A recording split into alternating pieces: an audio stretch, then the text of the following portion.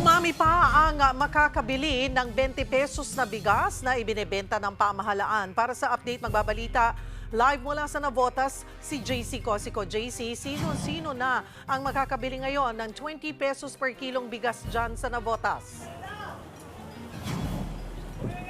Cheryl, bukod nga sa mga members ng vulnerable sector, mga minimum wage earners at sa mga farmers, ay available na rin nga sa mga mag-asaka or sa mga mangingisda, sa mga fisher folk, itong 20 peso rice ng gobyerno. Ginawa nga yung launching yan dito sa Navotas Fishport Complex sa Navotas City kanina.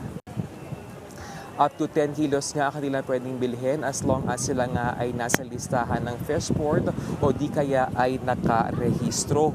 At available nga rin ito dyan sa Suwal Fishport sa Pangasinan at sa Lucena Fishport sa Quezon at i-expand pa sa iba pang Fishport sa bansa. Sa ngayon, 212 sites na ang nagbebenta ng 20 peso rice ng gobyerno.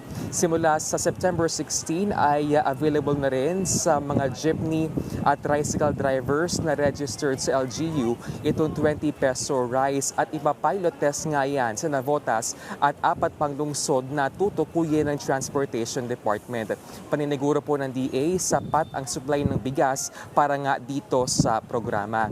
Nag-ikot din po kanina dyan sa Navotas Agora Market ang DA at DTI kung saan naobserbahan nga yung pagbaba sa presyo ng baboy na nasa 370 per kilo from dating 450 pesos per kilo. Yan po yung sa yempo. At sa manok na noon po ay 220 ang kilo at ngayon po ay 165 pesos per kilo.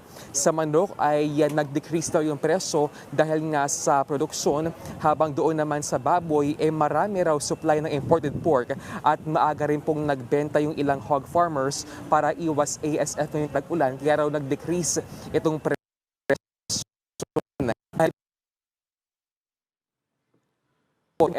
dyan sa baboy at manok. Pero dismayado po sila doon sa mataas na presyo ng gulay at sibuyas na nasa 160 ang kilo pero dapat ay nasa 100 to 120 pesos ang bentahan. Patututukan ito ng DA para nga ma-lower itong presyo ng mga items na yan. Nagpunta rin ang mga ahensya dyan sa isang supermarket at pasok naman daw sa SRP ang ilang items. Ang ilang manufacturer kape at pandesal, pero ayon po sa DTI sa ngayon, wala munang taas presyo sa mga pangunahing bilihin. Sa ibang issue, sinabi naman ng DTI na they will look into the allegations dito sa accreditation for sale sa mga contractors ng government projects ng Philippine Contractors Accreditation Board o PCAB na inungkat po ni Senator Ping Lacson. Nasa ilalim po ng DTI ang PCAB. Sa ngayon, nagkasagawa sila ng hearing ukol dito.